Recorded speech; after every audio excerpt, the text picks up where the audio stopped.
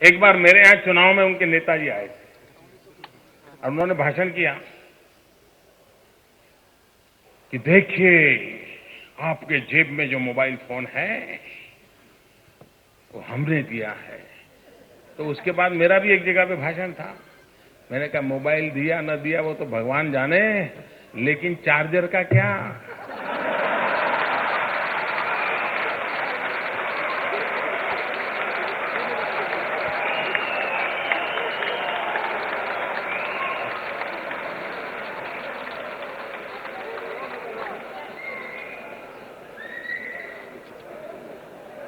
बिजली तो है नहीं, वो चार्ज कहां करवाएगा, पहले बिजली तो दो।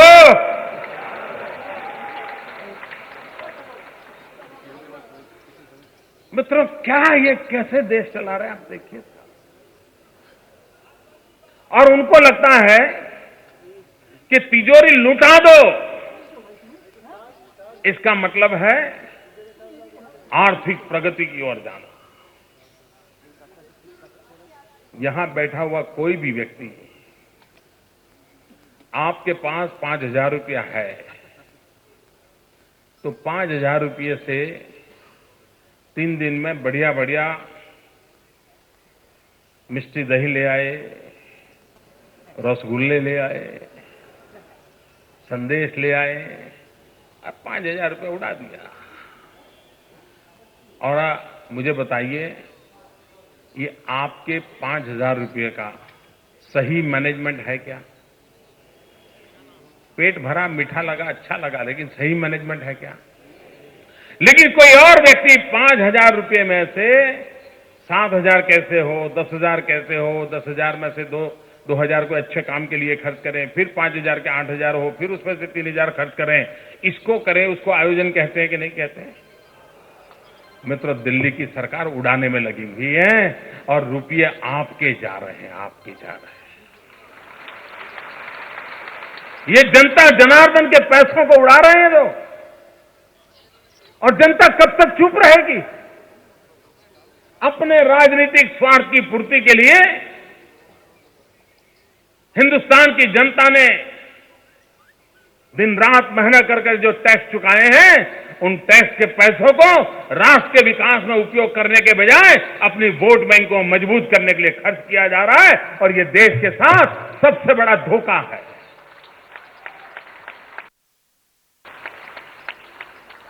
कभी कभी कहते हैं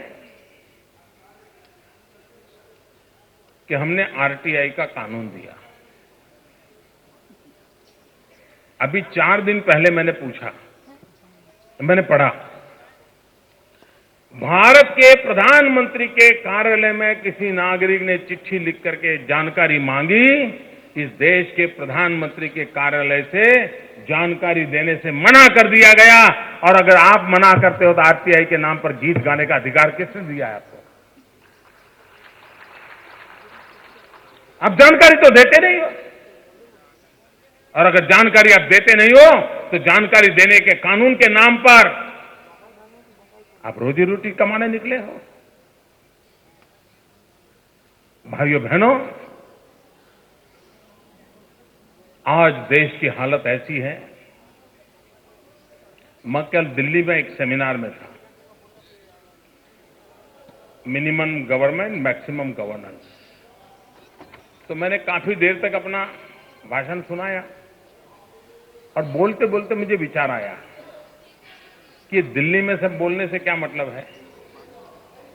मेरे मन में विचार आया, मैंने कहा भाई एक तो विषय है मिनिमम गवर्नमेंट मैक्सिमम गवर्नेंस, लेकिन आज तो देश में नो गवर्नमेंट नो गवर्नेंस, तो उसका क्या करें? सरकार की अनुभूति नहीं हो रही है मित्रों, न कोई अच्छी खबर आती है, न कोई सुनवाई की व्यवस्था है। मैं कभी कभी कांग्रेस के मित्रों को पूछता हूं, मैंने कहा हफ्ता हो गया यार, बाकी सब छोड़ो, पिछले 1 साल में 10 अच्छे काम किए हो देश के लिए, जरा बता दो मुझे। अच्छे अच्छे कांग्रेस के मित्र बता नहीं पाते। ज्यादा से ज्यादा तिजोरी हमने कैसे लुटाई उसकी गिनती करते हैं।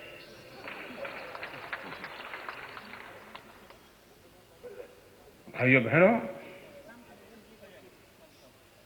अगर यही स्थिति होती है तो क्या होगा मित्रों? आप देखिए मित्रों,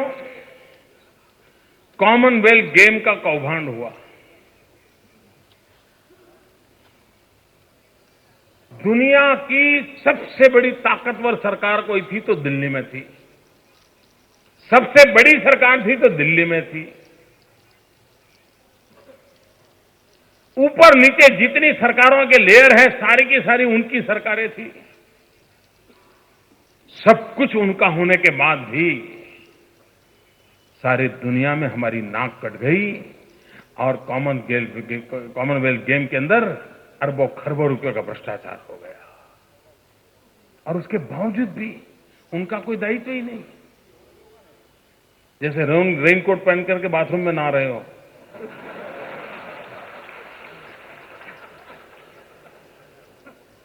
मैं हैरान हूं मित्रों।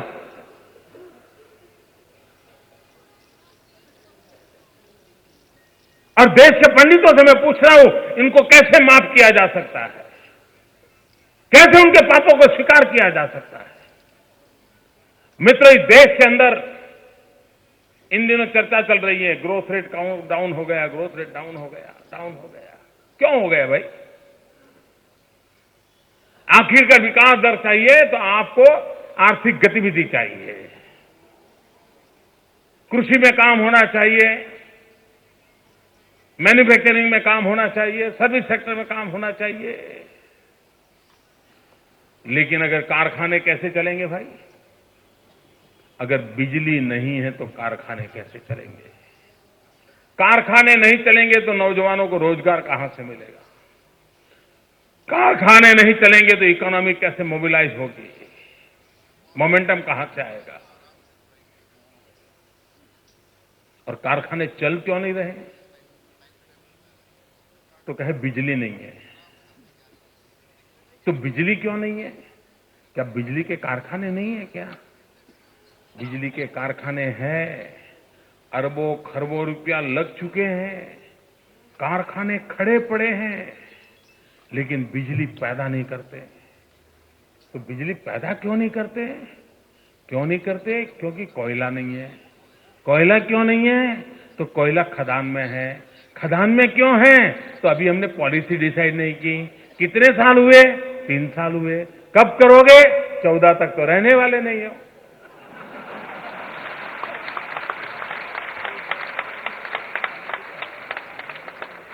आप मुझे बताइए मित्रों, सारी जिम्मेवारियां उनकी है कि नहीं है? आज देश में एक तरफ अंधेरा है, लोगों को बिजली नहीं मिल रही, बिजली के कारण कारखाने बंद हो रहे हैं, और दूसरी तरफ 30,000 मेगावाट बिजली पैदा करने की क्षमता रखने वाले कारखाने फ्यूल के अभाव में बंद पड़े हुए हैं। कौन जिम्मेवार? जिसका पैसा लगना था लग गए, कारखाने खड़े हो गए। कोयला नहीं है, उस कोयला न होने के कारण यह हालत हो गई। और मित्रों, हिंदुस्तान की सरकार की हालत देखिए। हमारे अड़ोस पड़ोस के छोटे छोटे देश जहां पर कोयले की खदान है, जब हिंदुस्तान में कोयला बंद हो गया आना और कोयले की कोई